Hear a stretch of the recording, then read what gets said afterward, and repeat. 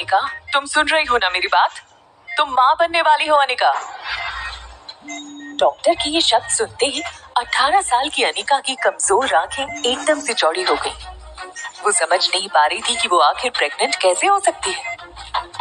अभी तो उसकी शादी को 24 घंटे भी पूरे नहीं हुए थे और ना तो किसी लड़के ने आज तक उसे छुआ था। ऐसे में अनिका प्रेग्नेंट कैसे हो सकती है? जितनी शॉक्ड अनिका थी उतने ही शॉक्ड उसके पापा भी थे, जो वहीं डॉक्टर के कैबिन में खड़े मानो आने वाले तूफान को भांप रहे थे। तभी डॉक्टर ने गौतम से कहा, देखिए मिस्टर गौतम गुलेरिया, मैं समझ सकती हूँ कि आप दोनों इस वक्त बहुत परेशान होंगे, मगर आप लोग कोई भी फैसला लें उसके पहले मैं एक बात बता दूं कि प्रेगनेंसी 4 महीने पार हो चुकी है, so abortion is out of question. Anika को लग रहा था कि हो ना हो डॉक्टर से जरूर कोई गलती हुई होगी, इसीलिए नर्स के सहारे खड़ी होते हुए कमजोर अनिका ने थोड़ी ताकत जुटाकर डॉक्टर को डांट दिया, ये आप क्या कह रही हैं? ये नामुमकिन है।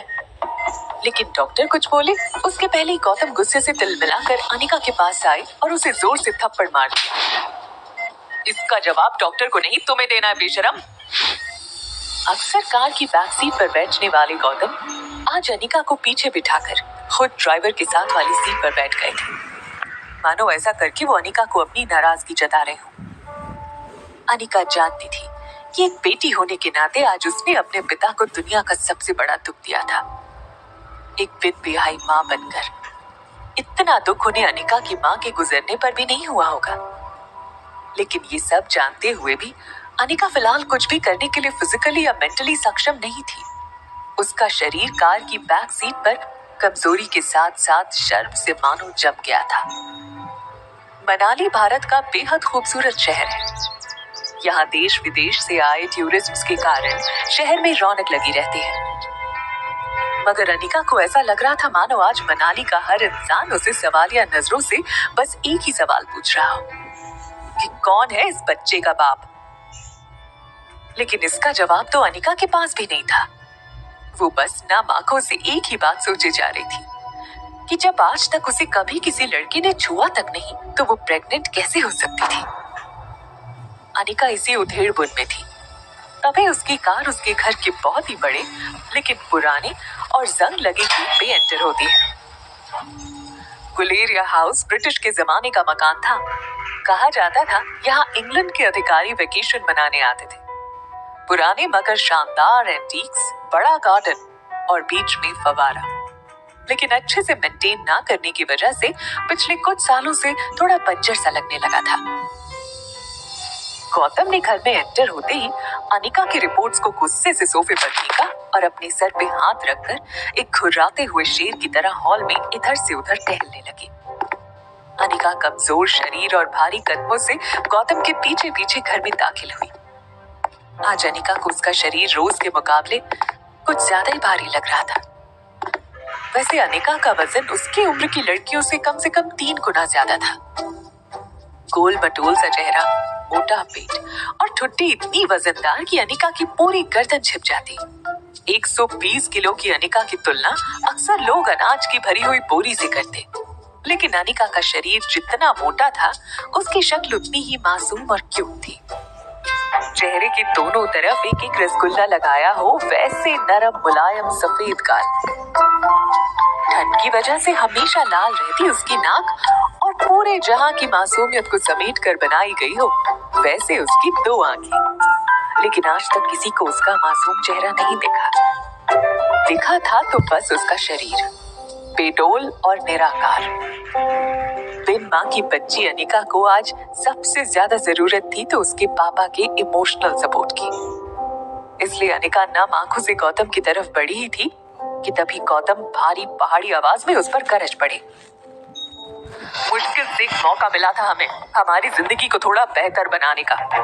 नसीब वाली थी तुम जो डोगरा खानदान के इकलौते वारिस कुणाल डोगरा से तुम्हारी शादी हुई थी। डू यू नो कितने पावरफुल हैं वो लोग? मनाली का सबसे पावरफुल खानदान डोगरास। हमारे सारे कर्ज, पेंडिंग कोर्ट केस, हमारी हर तकलीफ से हमें बाहर निकाला था उन लोगों ने। लेकिन शादी के 24 घंटे में ही तुमने हमारी जिंदगी वापस जहन्नुम बना दी। उनको तुम्हारे इस कारनामे के बारे में पता चलेगा तो पता नहीं क्या होगा। और तुम्हारी छोटी बहन कामिनी, उसके साथ कौन शादी करेगा? भले ही वो तुम्हारी सौतेली बहन हो, लेकिन तुम्हारे इस कारनामे की वजह से उसकी भी तो बदनामी होगी। नहीं, जब तक ये मामला खत्म नहीं हो जाता तब तक मैं तुम्हारी छोटी बहन कामिनी को और तुम्हारी नई माँ मनीषा को उसके भाई के घर भेज दूंगा। लेकिन आज नहीं तो कल सबको पता चल ही जाएगा। ये बोलते हुए गौतम अपना सर पकड़कर सोफे पर बैठ गए थे। अब उनकी आवाज में गुस्सा कम और डर ज्यादा सुनाई दे रहा था, लेकिन गौतम के आंसू मानो करारे शब्द में बदलकर उसके मुंह से निकल रहे थे। तेरा पति कुणाल तो शादी करते ही 1 घंटे के अंदर ही शहर चला गया था। अब इस प्रेगनेंसी के बारे में जब तेरे ससुराल वालों को पता चलेगा तो भगवान जाने वो लोग क्या करेंगे। समाज में इज्जत तो उछलेगी, मगर हम फिर से उसी दलदल में फंस जाएंगे जहां से निकाल कर लाए थे वो लोग हमें। काश तुम भी अपनी माँ के साथ ही। अनिका वो सुन चुकी थी जो गौतम कहते कहते रुक गया था। अनिका को कड़वे शब्द सुनने की आदत तो थी ही, मगर आज सवाल उठा था उसके चरित्र पर, उसकी पवित्रता पर। अनिका इस चक्रव्यूह से जल्द बाहर निकलना चाहती थी, मगर उसे कुछ समझ नहीं आ रहा था कि वो क्या करे।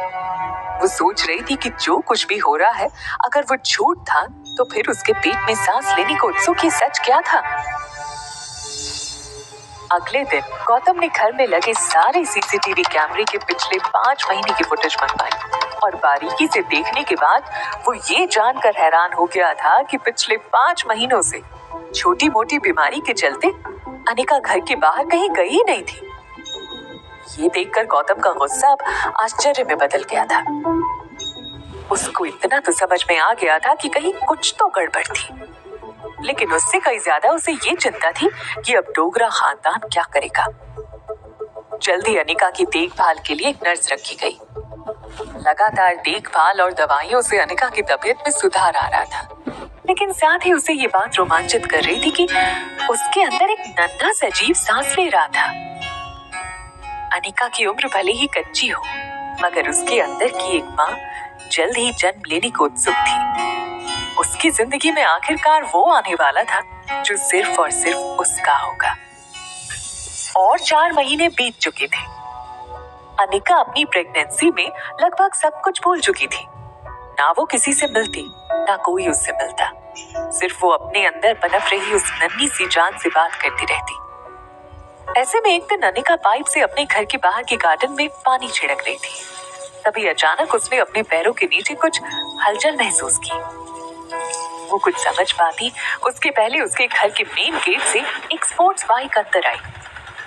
मशीन गन से जैसे गोलियां निकलती है, वैसे बाइक की आवाज सुनकर ऐसा लगा मानो बॉर्डर पर जंग शुरू हो गई हो। बाइक की आवाज सुनकर अनिका ने पानी का पाइप छोड़ दोनों हाथों से अपना पेट पकड़ लिया, जैसे अपने डरे हुए बच्चे को आंचल में छुपा रही हो। बाइक आकर बंगले की सीढ़ियों के पास रुकी। Leather shoes, tight jeans, dark blue T shirt और चेहरे पर लगे पीले चश्मे के आर पार लड़के की गहरी लाल आंखें साफ दिखाई दे रही थी। अनिका ने जैसे इस लड़के को देखा, उसकी धड़कन मानो डर और टेंशन से तेज हो गई। ये लड़का और कोई नहीं बल्कि अनिका का पति कुणाल डोगरा था। 21 साल का कुणाल अपनी नजर अनिका पर गड़ाए हुए बड़े ही स्टाइल के साथ बाइक से उतरा और अनिका की तरफ धीरे धीरे आगे बढ़ने लगा। अनिका और कुणाल दोनों एक दूसरे को देखे जा रहे थे। कुणाल की शादी अनिका से भले ही उसकी मर्जी के खिलाफ करवाई गई थी, लेकिन अपनी बीवी की कोख में किसी और का बच्चा देखना कोई भी मर्द शायद बर्दाश्त न कर पाए। कुणाल शादी के बाद मंडप से सीधा दिल्ली अपनी कॉलेज की पढ़ाई पूरी करने चला गया था और वहीं पहुंचकर शादी के दूसरे दिन उसे अनिका की प्रेगनेंसी की खबर मिली थी। अनिका उस दिन से लगभग रोज सोचती कि जिस दिन उसका सामना कुणाल से होगा, उस दिन पता नहीं वो कैसे रिएक्ट करेगा। आज जब कुणाल उसके सामने आ रहा था, तब पता नहीं क्यों निर्दोष होने के बावजूद डर और शर्म के मारे अनिका को एक अजीब सी बेचैनी महसूस होने लगी थी। अनिका तुरंत अपने पापा को फोन लगाती है, लेकिन उनका फोन नहीं लग रहा था। कुणाल को अपनी ओर बढ़ता देख अनिका की घबराहट इतनी बढ़ गई थी कि वो डर के मारे बड़बड़ाने लगी। वो पापा तो नहीं है घर पे। ऐसे में कुणाल अनिका के सामने आकर एरोगेंस से खड़ा था। वो अनिका को ऊपर से नीचे तक देख रहा था। सूजा हुआ चेहरा, 8 महीने की प्रेगनेंसी वाला मोटा पेट, गद्दी जैसे मोटे हाथ और पांव। प्रेगनेंसी की वजह से अनिका पहले से भी ज्यादा मोटी नजर आ रही थी। अनिका को देखकर कुणाल ने अपने होठों को दबाया और एक गहरी सांस लेकर जोर से जमीन पर थूक दिया। ये देखते ही अनिका की कमजोरी मानो अचानक से वापस आ गई हो। वो ठीक से अपने पैरों पर खड़ी नहीं हो पा रही थी, मानो जैसे उसे खुद का बोझ लग रहा हो। कुणाल गुस्से में घूरते हुए जैसे जैसे आगे बढ़ रहा था, वैसे वैसे अनिका एक डरे सहमे मेमने की तरह घबरा कर पीछे होती जा रही थी। ऐसा लग रहा था मानो कुणाल के नोकीले लेदर शूज किसी भी वक्त अनिका के नंगे मुलायम पांव को कुचल देंगे। तभी मेन गेट से गौतम की कार अंदर आकर रुकी। गौतम कार से उतरकर तेज कदमों से कुणाल के पास आया, जैसे कोई सेक्रेटरी अपनी बॉस के पीछे भाग रहा हो। अनिका ने अपने पापा को ऐसा पहले कभी नहीं देखा था। गौतम कुणाल के पास आकर उसको कहता है, अरे कुणाल बेटा, आज अचानक से तुमने फोन किया कि तुम आ रहे हो। तुम्हारी कॉलेज में छुट्टियां शुरू हो गई क्या? कुणाल ने गुर्रा कर कहा, पूरे 4 महीने बाद आया हूं। ऐसा बोलकर अपने दामाद को वेलकम करोगे आप? वैसे काफी कुछ बदल गया है यहाँ पे। कुणाल ने अनिका के पेट की तरफ देखकर अपनी जेब से रम की बोतल निकाली और मुंह से लगा ली। वो आया तब से उसकी नजर अनिका के पेट पर ही जमी हुई थी। माहौल को थोड़ा ठीक करने के लिए गौतम ने कुणाल से कहा, आओ कुणाल बेटा, अंदर चलकर बात करते हैं। लेकिन गौतम की बात को अनसुना करते हुए और रम की घूंट लेते हुए कुणाल अनिका के पेट को घूरता रहा। गौतम को भी थोड़ा अजीब तो लग रहा था, लेकिन कहीं ना कहीं वो कुणाल के मन की बात को भांप रहा था। इसीलिए बड़ी ही सहजता से गौतम ने कुणाल से कहा, देखो कुणाल, अगर तुम ये शादी तोड़ना चाहते हो तो मैं समझ सकता हूं। ये सुनते ही कुणाल चिल्ला उठा, जो बात तुम समझ सकते हो वो बात मेरे बुढ़े दादाजी नहीं समझ सकते थे। जबरदस्ती इस मोटी के साथ मेरी शादी करवा दी और अब दादाजी चाहते हैं कि इसके नाजायज बच्चे को भी मैं अपना नाम दूं। एक तो इस मोटी को मेरे गले बांधकर पता नहीं किस बात का बदला ले रहे हैं मुझसे।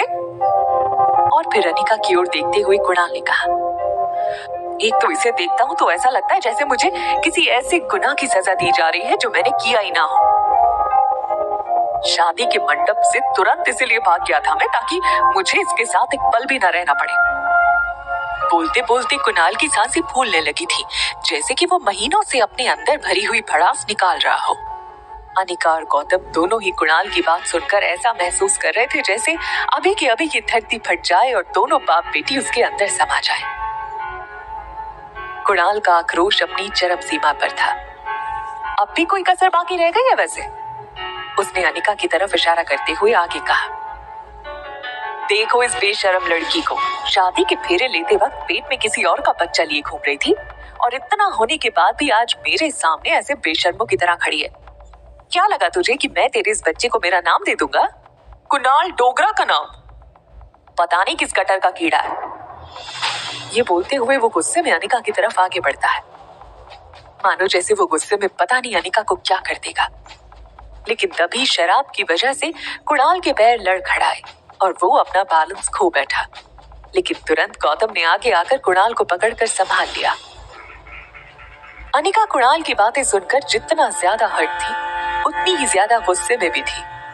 वो भले ही अपने मोटापे की वजह से ऐसी सब बातें सुनने की आदी थी, मगर अभी उसे इस बात पर कुणाल से ज्यादा खुद पर घिन आ रही थी कि कोई उसके होने वाले बच्चे को गाली दे रहा था और वो मजबूर खड़ी सुन क्यों रही थी।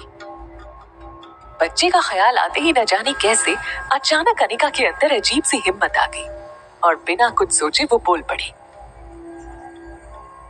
मैं इस शादी को नहीं मानती। ये सुनकर गौतम और कुणाल दोनों शॉक थे।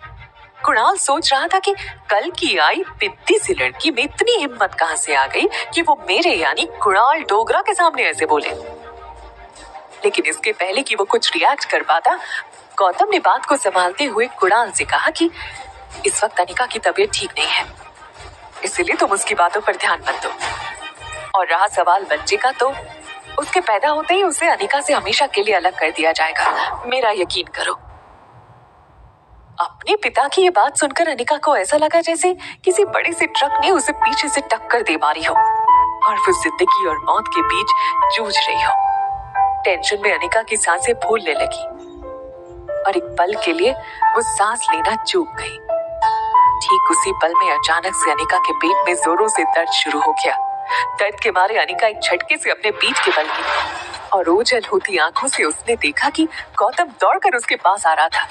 गौतम ने हड़बड़ी में फोन करके एम्बुलेंस को बुला लिया था, लेकिन ये सब देखने के बावजूद कुणाल वहीं खड़ा बेशर्म और बेरहम बनकर रम के घूंट मार रहा था, मानो उसे किसी भी चीज से कोई फर्क नहीं पड़ रहा हो। शाम की मध्यम रोशनी अनिका के सामने धुंधली हो रही थी। उसे बस एक छोटी बच्ची की आवाज सुनाई दे रही थी, मम्मी, मम्मी उठो मम्मी। देखते ही देखते आज 6 साल बीत चुके थे, लेकिन आज भी वही आवाज अनिका के कानों में गूंज रही थी, मम्मी, मम्मी उठो मम्मी, प्लेन लैंड होने वाला है। फ्लाइट के बिजनेस क्लास की आरामदायक सीट पे सोई अनिका की आंखें झटके से खुली और सामने थी उसकी 6 साल की बेटी रिया। रिया का मासूम चेहरा और उसकी खूबसूरत कत्थई आंखें देखकर अनिका की जान में जान आई। उसका गुजरा हुआ कल कोई बुरे सपने से कम नहीं था। आज अनिका अपनी बेटी रिया के साथ बेंगलुरु से मनाली 6 साल बाद लौट रही थी। रिया ने अपना गेमिंग टैबलेट माँ के पर्स में रखते हुए बड़े प्यार से अनिका से पूछा, मॉम, क्या हम मेरे डैड को ढूंढने मनाली जा रहे हैं?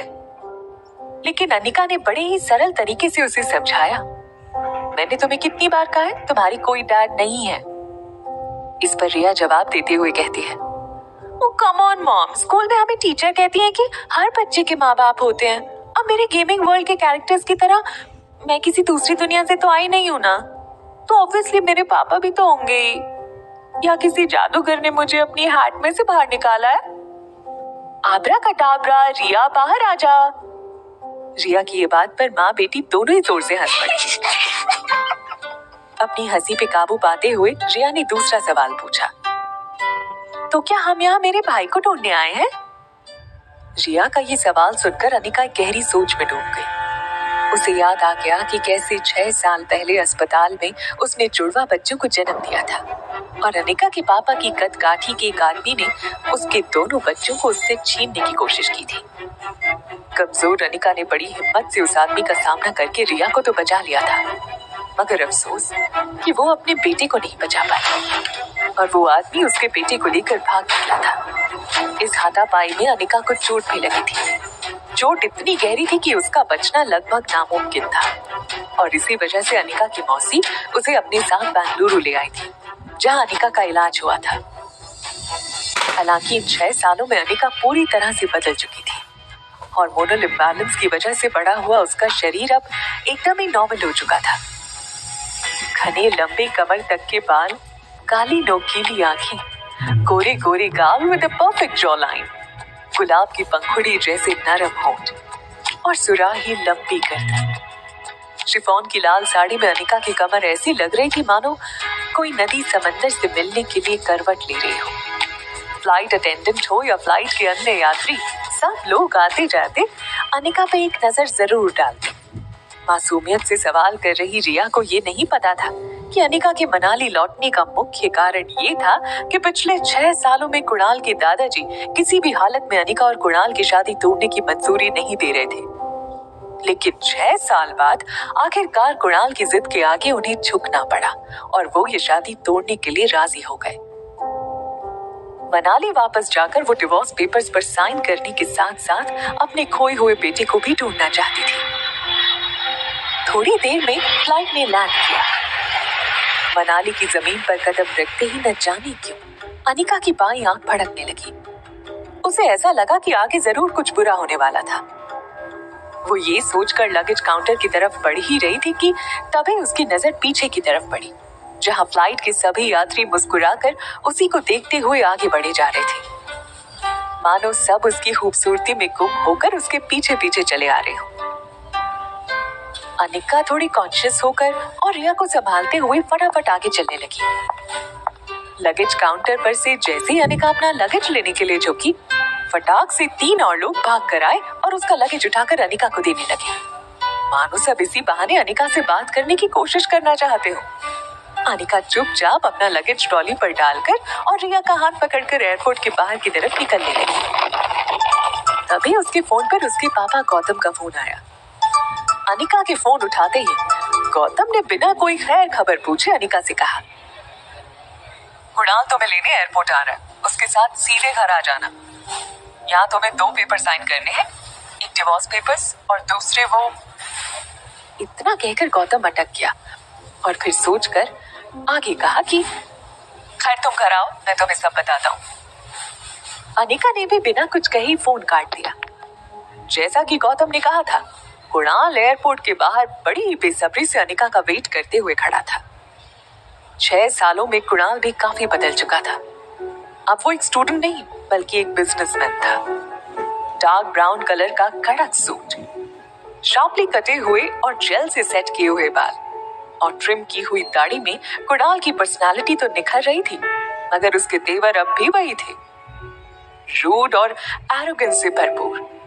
वो तो कनिका का इंतजार भी सिर्फ इसलिए कर रहा था क्योंकि उसे जल्द से जल्द कनिका से मुक्ति चाहिए थी। कुणाल ने एक पैर जमीन पर तो दूसरा पैर रेलिंग पर टिकाया हुआ था, जिसे वो कॉन्स्टेंटली हिला रहा था। एग्जिट डोर की तरफ देखते हुए कुणाल ने बड़ी ही बेसब्री से अपने ड्राइवर से कहा, आज तक इस दुनिया में किसी आदमी को डिवोर्स मिलने की इतनी ज्यादा खुशी नहीं हुई होगी। किसी भी कीमत पर आज ही उस मोटी से मैं डिवोर्स पेपर्स पर साइन करवा लूंगा। कुणाल की ड्राइवर राजू ने बीड़ी फूंकते हुए कहा, आप फिक्र मत कीजिए, आज सुबह सुबह ही मैं माता के दर्शन करके निकला हूँ। मैंने भगवान से प्रार्थना की है कि आज आपकी 6 सालों पुरानी ये मनोकामना पूरी हो। आज आपके पेपर साइन हो ही जाएंगे। ये सुनकर कुणाल ने बड़े ही कटीले अंदाज में कहा, अब सिर्फ डिवोर्स नहीं चाहिए, अनिका की कंपनी भी तो चाहिए जो उसकी मरी हुई माँ उसके नाम करके गई थी। राजू, जिसने अपने हाथ में अनिका के नाम का बोर्ड पकड़ा हुआ है, वो उस बोर्ड को सीधा करते हुए कहता है, अरे वो फैक्ट्री भी मिल जाएगी, फिक्र नॉट। तभी कुणाल के दिमाग में कुछ आता है और वो ड्राइवर से कहता है, अच्छा सुन, उसको देखते ही हमेशा मेरा मूड ऑफ हो जाता है और आज इतने अच्छे दिन पर मैं अपना मूड खराब नहीं करना चाहता, इसलिए मैं उल्टा घूम के खड़ा हो जाता हूँ, ठीक है? तूने भले ही उसे ना देखा हो, लेकिन तेरे हाथ में उसके नाम का बोर्ड देखकर वो तेरे पास आ ही जाएगी। कुणाल आलस लेते हुए उल्टा घूमने ही वाला होता है कि तभी अचानक उसकी नजर एयरपोर्ट के दरवाजे पर पड़ी और कुछ देखकर उसकी नजर और कमर वहीं अटक गई। कुणाल ने एयरपोर्ट से बाहर आते हुए एक लड़की को देखा तो वो देखता ही रह गया, मानो जैसे उसने आज से पहले किसी खूबसूरत लड़की को देखा ही ना हो। उस लड़की को देखकर कुणाल के मुंह से निकल ही जाता है कि यार, इतनी खूबसूरत लड़की तो मनाली में कभी दिखी ही नहीं। ड्राइवर राजू ने भी उसकी बात में हामी भरी। कुणाल बिना वक्त गवाए रेलिंग कूदकर उस लड़की की ओर दौड़ पड़ा और अचानक से वो उस लड़की के सामने आकर खड़ा हो गया और उसका रास्ता रोक लिया। ये खूबसूरत लड़की और कोई नहीं बल्कि अनिका थी। कुणाल इस बात से बिल्कुल अनजान था। अचानक कुणाल को अपने सामने देखकर अनिका हैरान थी। उसे एक ही पल में वो सब कुछ याद आ गया जो वो हमेशा से भूलना चाहती थी। अनिका एक पल के लिए सहम गई और उसको लगा कि कहीं पहले की तरह कुणाल फिर से उसकी इंसल्ट न कर दे, और इसीलिए अनिका सीधा कुणाल को थप्पड़ जड़ देना चाहती थी। मगर वो अपनी बेटी रिया के सामने कोई तमाशा नहीं करना चाहती थी। और तभी अचानक कुणाल बोल पड़ा, हेलो मिस गॉर्जियस, आप मनाली में पहली बार आई लगती हैं, क्योंकि अगर पहले आई होती तो ये तो पॉसिबल नहीं है कि अब तक आप मेरी नजरों से अननोटिस्ड रहती। अनिका को पहले तो कुछ समझ में नहीं आया, लेकिन अगले ही पल वो समझ गई कि कुणाल उसे पहचान नहीं पाया था। अनिका ने रिया की तरफ देखा तो वो अपने टैब में वीडियो गेम खेलने में मस्त थी, और क्योंकि उसने हेडफोन पहने थे उसे आसपास की कोई बात सुनाई नहीं दे रही थी। ये देखकर अनिका को राहत मिली।